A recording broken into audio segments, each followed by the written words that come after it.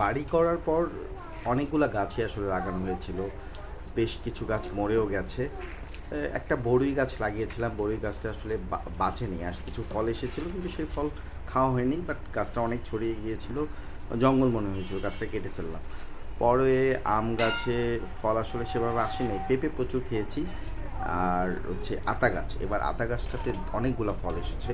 ফুল গাছ যেগুলি লাগিয়েছিলাম কিছু ফুল এসেছে। এবার হচ্ছে মানে আরও দুটি ফুল গাছ যেগুলি বেয়ে উঠছে ছাদের দিকে এবং বেশ ভালো লাগছে আসলে।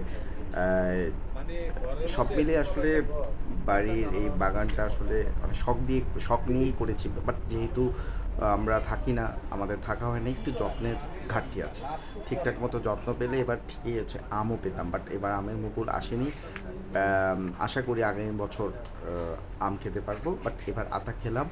আতাটা খুবই ভালো ছিল, খুবই সুমিষ্টি ছিল। মানে অভিজ্ঞতাটা আসলে দারুণ। এই গাছটা আমার আব্বা লাগিয়েছিল। আব্বার লাগানো গাছে প্রথম আম। মানে আব্বু তো এর আগেও প্রচুর গাছ লেগেছে, বাট নতুন বাড়ি করার পরে আব্বা এই গাছটা লাগিয়েছিল।